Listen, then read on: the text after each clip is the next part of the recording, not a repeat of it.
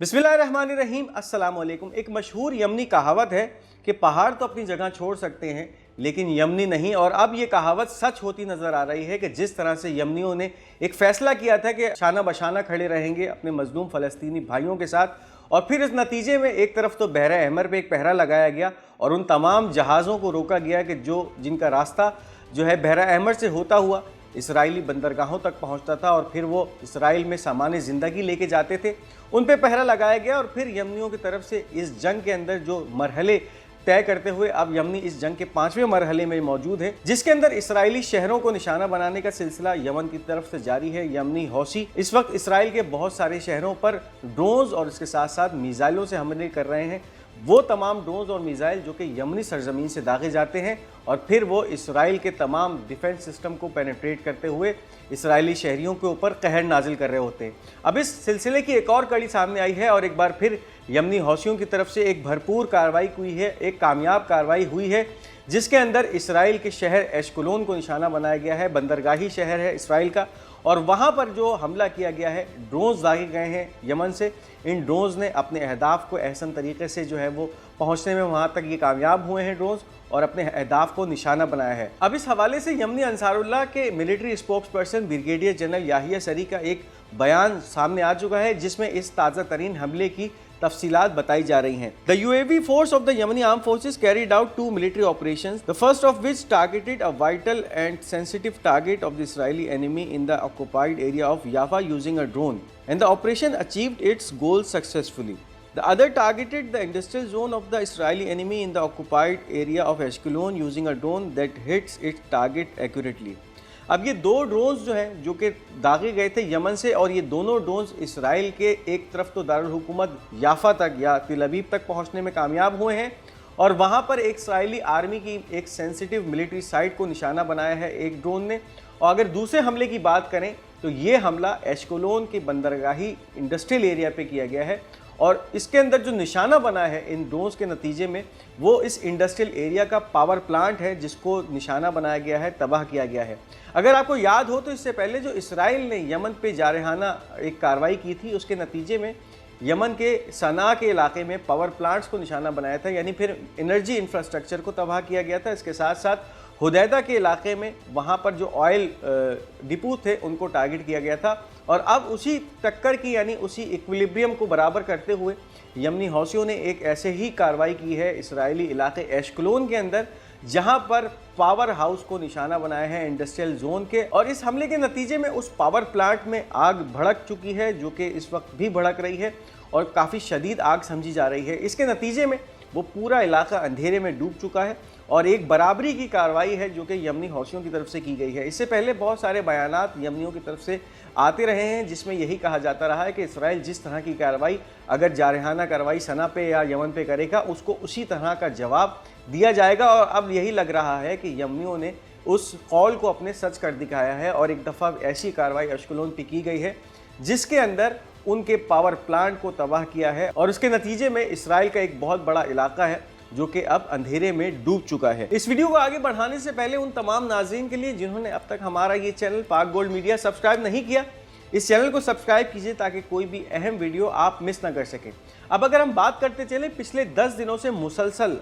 जो कार्रवाइयाँ हैं यमनी अंसारुल्लाह की वो जारी हैं इसराइल के ऊपर, और अगर उसकी एक समरी आपके सामने पेश करता चलूँ तो अगर 16 दिसंबर को जो हमला हुआ यमनी हौसियों की तरफ से, एक बैलिस्टिक मिसाइल जो है दागा गया, हाइपरसोनिक बैलिस्टिक मिसाइल फ़लस्तीन 2 नामी, जिसने तिल अबीब को निशाना बनाया, वहाँ पर इसराइली मिलिट्री तनसीबात को ऊपर जाकर ये हिट हुआ। इसके बाद फिर 19 दिसंबर को कार्रवाई हुई, जिसके अंदर एक ही दिन के अंदर 2 हाइपरसोनिक बैलिस्टिक मिसाइल दागे गए और इनका टारगेट भी तिल अबीब था। इसके साथ साथ एक ड्रोन भी दागा गया, यानी फिर ये 3 मिलिट्री कार्रवाई हुई थी, जिसमें 2 मिसाइल्स और एक ड्रोन का इस्तेमाल किया गया इसराइली दारुल हुकूमत तिल अबीब के ऊपर। इसके बाद 20 दिसंबर को जो है वो ड्रोन दागे गए, एक तरफ तो जुनूबी इलाकों में दागे गए और उसके साथ साथ एक ड्रोन तिल अबीब तक पहुंचने में कामयाब हुआ। और इसके अंदर जो जुनूबी इलाकों के अंदर दागे गए ये मुश्तरका कार्रवाई थी जो कि इराकी रेजिस्टेंस या इराकी मुजाहिमत की तंजीमों के साथ मिलकर यमन ने दिखाई थी। इसके बाद 21 दिसंबर आती है और उस दिन भी एक बैलिस्टिक मिसाइल जो कि तिल अबीब को निशाना बनाता है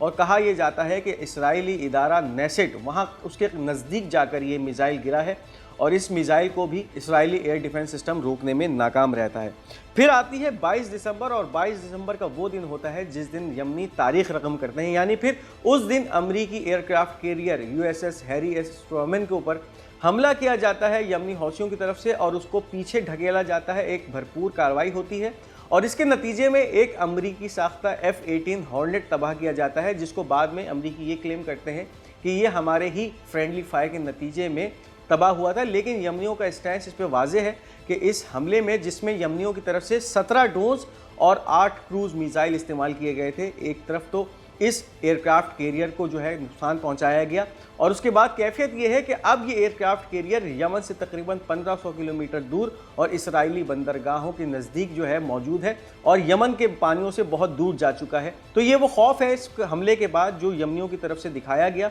और उसका जो नतीजा है वो अब आपके सामने है कि एक भरपूर कार्रवाई यमन से की गई। उसके बाद 23 दिसंबर को एक ड्रोन दागा गया तेल अवीव के ऊपर, और एक ड्रोन एश्केलोन के इलाके में दागा गया,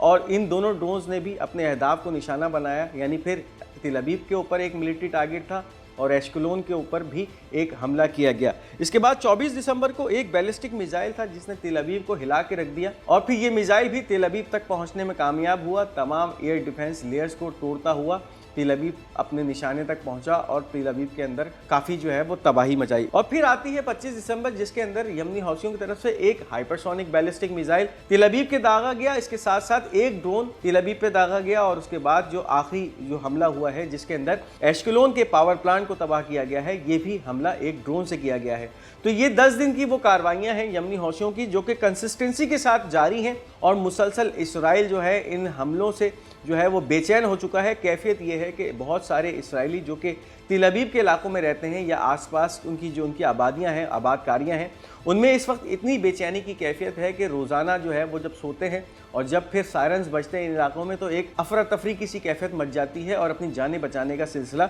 शुरू हो जाता है। इसके साथ साथ कुछ अहम खबरें इस वक्त यमन से ही सामने आ रही हैं, और यमनी जो सिक्योरिटी सर्विसेज है या इंटेलिजेंस सर्विसेज हैं, उनके मुताबिक उन्होंने एक बहुत बड़ा नेटवर्क पकड़ा है। ऐसे जासूसों का नेटवर्क था जिनका ताल्लुक CIA और इसके साथ साथ इसराइली इंटेलिजेंस एजेंसी मोसाद से था। इस हवाले से अब जो खबरें आ रही हैं, Yemeni security services thwarting intelligence activities of the American Central Intelligence Agency CIA and the Israeli intelligence agency Mossad.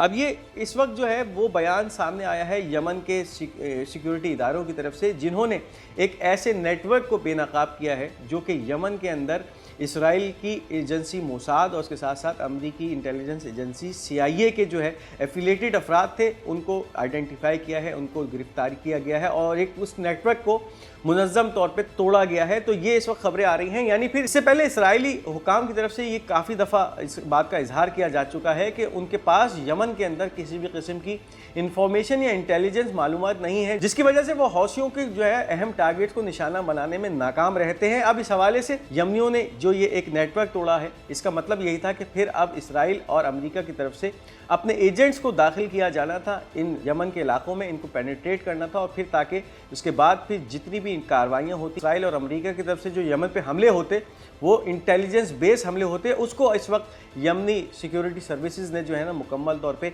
नाकाम कर दिया है। इसके साथ साथ security service enemy intelligence ask spy to infiltrate, recruit and plant agents and spies in the armed and security forces. अब यमनियों के मुताबिक अमेरिका और मोसाद का जो प्लान था, CIA और मोसाद का जो प्लान था वो ये था कि वो अपने जासूसों को पहले यमन में दाखिल करते और फिर उनके जरिए यमनियों के ही जो बागी ग्रुप्स हैं उनको जो है इस्तेमाल किया जाता, और फिर ऐसे लोगों को रिक्रूट करने के बाद यमनी आर्मी में और यमनी सिक्योरिटी फोर्सेस के अंदर जो है वो दाखिल किया जाता, पेनिट्रेट किया जाता, और फिर उसके बाद वो इन इदारों में घुसने के बाद मालूमात निकाल के इसराइल और अमेरिका को फराहम करते। अब इस मामले में जो ये एक बहुत बड़ा ऑपरेशन यमन की तरफ से किया गया है, और ऐसे तमाम एजेंट्स को जो है वो अब तहे तेग कर लिया गया है जिन्होंने ये बेड़ा उठाया था कि यमनी अंसारुल्लाह या यमनी हौसी इलाकों के ऊपर जासूसी करेंगे। तो एक बहुत बड़ी कार्रवाई है जो कि समझी जा रही है इस वक्त यमनियों की, जिन्होंने एक बहुत बड़ा जासूसी का नेटवर्क तबाह करने में एक बहुत बड़ी